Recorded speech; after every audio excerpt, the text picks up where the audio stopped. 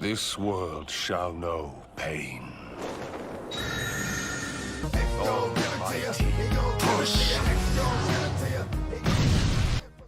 A group of big men that appear chiseled from granite are riding horses through a vast barren land where the wind settles after traveling through a long valley. The most impressive of the bunch shouts at the top of his lungs, "Run, Itchy, run!" Itchy, lazing on a rock, is suddenly startled and falls to the ground. It's just another day for Itchy and her father, the chief of the Oeki clan, in Ryuta's southeastern region. Her father is always keen on correcting his daughter's slothful ways. The Ryuta region mostly consists of barren lands, and people usually survive off hunting and gathering while leading communal lives. For the Oeki clan, protect yourself is the chief's motto. The Oeki usually use light weapons such as short swords and kunai, but their level of training has been elevated as a result of the recent territorial conflict with the Sonin clan from across the Turina River. The Oeki chief had always tried to maintain a friendly relationship with them, but to no avail. This will soon be a grave concern for the Itchy, too, since she is supposed to inherit the chiefdom. She is smart, talented in many ways, and compassionate, just like a chief's daughter should be. Drought came to the Ryuta's region from scorching summer, just as everyone was about to collapse in exhaustion from the drought. Itchy felt a drop of water hit her nose. It was just a drop, but rain to be sure. Excited, Itchy mounted her horse and galloped to the Turina River in no time.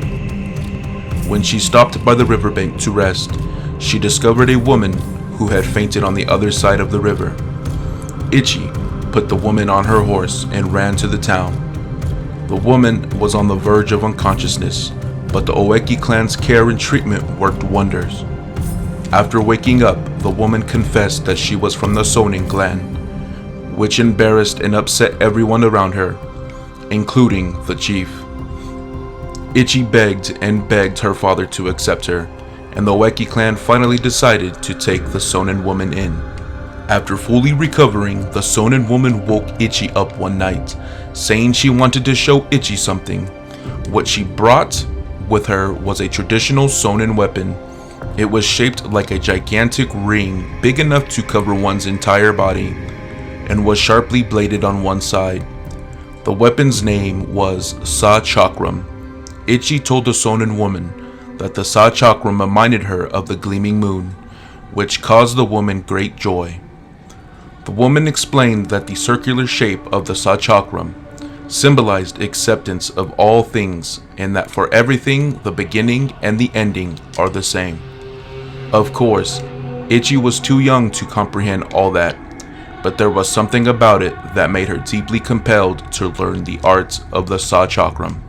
Tragedy struck when Itchy just got used to handling the Sa Chakram.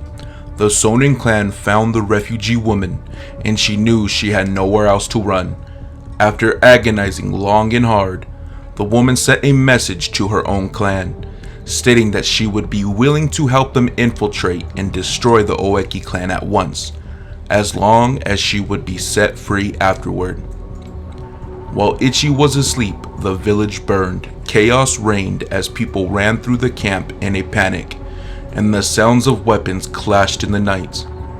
After awakening, Itchy too was focused to fight, with nothing more than a short sword she picked up from the ground. No one was able to fight with their full might because the Sonin woman had poured a mysterious substance in the well. The enormous power of the Sa Chakram would also be the Oeki's undoing. The Sonins had been unable to conquer the Oeki because they were always outnumbered before. But this time was different. The Oeki clan was eradicated, save for a few prisoners of war. After managing to flee into the forest, Itchy shed blood-stained tears. After days of crying, she sat up, eyes as wide as the full moon. At that moment, she swore she'd survive the ordeal. She then returned to her village, only to witness a terrible scene. Amidst a pile of dead bodies, she managed to find a Sachakram the Sonins had left behind. She felt a mixture of profound sadness and rage. Ichi searched for the traitor, but it seemed the Sonin woman had already fled to Ryuta's region. Ichi softly uttered a vow to her dead father at the foot of his grave. With this Sachakram, I will make them pay for what they've done.